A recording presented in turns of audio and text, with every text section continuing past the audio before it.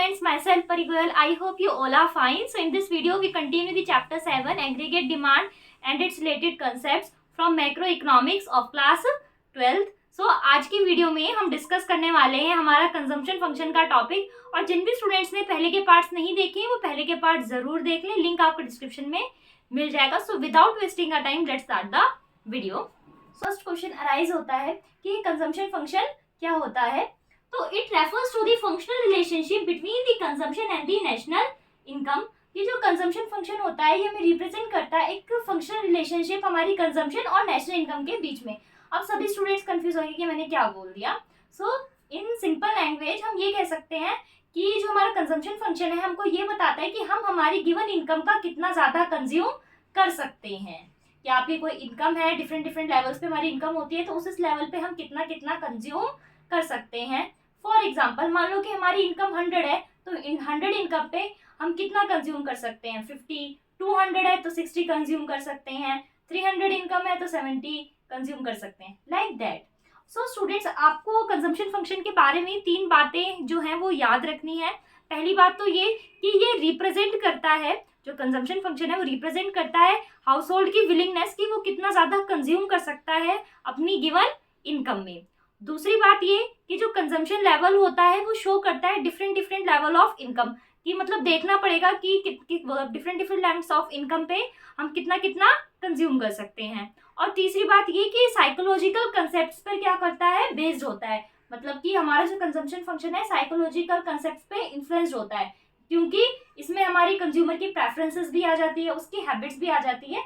इस वजह से ऑब्वियस बात है अगर उसकी कोई हैबिट है तो वो वही ज़्यादा कंज्यूम करेगा. हमारा जो फंक्शन बनता है वो बनता है C is equals to F Y. C denotes for consumption, F for functional and Y for income. अब आ जाती है बात हमारे ग्राफ की कि हम इसकी डायग्रामेटिक रिप्रेजेंटेशन किस तरीके से कर सकते हैं. तो इसकी डायग्रामेटिक रिप्रेजेंटेशन करने के लिए आपको एक शेड्यूल की जरूरत नहीं पड़ेगी. मतलब शेड्यूल से भी बना सकते हो और बिना शेड्यूल के भी बना सकते हो. तो सबसे पहले आप अपनी एक्सिस बना लीजिए, X axis and Y axis. जो हमारी एक्स एक्सिस है वो शो करती है लेवल ऑफ इनकम, और जो हमारी वाई एक्सिस है वो शो करती है कंजम्पशन लेवल को. उसके बाद हम हमारी इनकम की लाइन बनाएंगे, और जो हमारी इनकम की लाइन है ऑब्वियसली बात है वो 45 डिग्री पर बनती है. तो इनकम की लाइन तो इधर हो गई. फिर बनाएंगे हमारी कंजम्पशन की लाइन. तो कंजम्पशन की लाइन को 0 से थोड़ा ऊपर बनाते हैं. क्यों? क्योंकि वो कभी भी 0 नहीं होती, कुछ ना कुछ होती है, इस वजह से वो 0 के थोड़ा सा ऊपर बनती है. तो जहां पर भी हमारी कंजम्पशन और इनकम की लाइन जो है वो इंटरसेक्ट करती है उस पॉइंट को हम ई कहते हैं. ई मतलब कि ब्रेक इवन पॉइंट. इस जगह पर हमारी जो कंजम्पशन और इनकम है वो क्या हो जाती है, बराबर हो जाती है. लाइक हमारी कंजम्पशन भी क्या है, 200 है, और हमारी इनकम भी 200 है, इस तरीके से.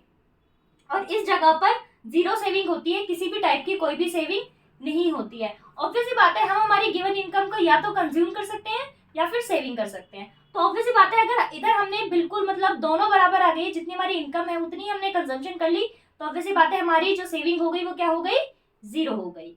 इसके बाद जो पहले के पॉइंट है ई से पहले क्या होती है, हमारी डिस सेविंग होती है. मतलब कि हमारी कोई पुरानी सेविंग थी जिसे हम क्या कर रहे हैं, यूज कर रहे हैं. इसके बाद ई पॉइंट के बाद हम सेविंग करना स्टार्ट करते हैं, क्योंकि हमारी जो इनकम है वो काफी ज्यादा बढ़ने लग जाती है. तो जब हमारी इनकम बढ़ने लग जाती है तो ऑब्वियसली बात है हम कुछ कंज्यूम करेंगे और उसका कुछ पार्ट सेव करेंगे.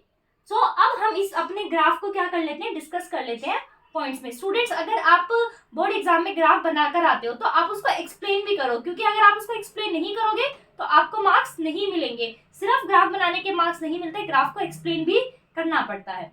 सो हमारा जो फर्स्ट पॉइंट है ग्राफ का, starting point of the consumption curve. ये जो स्टार्टिंग पॉइंट है वो क्या शो कर रहा है, वो ऑटोनोमस कंजम्पशन शो कर रहा है. देखिए आप 0 और C के बीच का जो डिस्टेंस है वो शो करता है ऑटोनोमस कंजम्पशन को.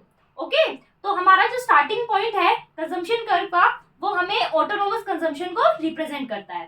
सेकंड आता है स्लोप ऑफ कंजम्पशन कर्व, कि हमारे कंजम्पशन कर्व की स्लोप कैसी होती है, तो अपवर्ड स्लोप है, ऊपर की तरफ जा रहा है, because of positive relation between the consumption and the income.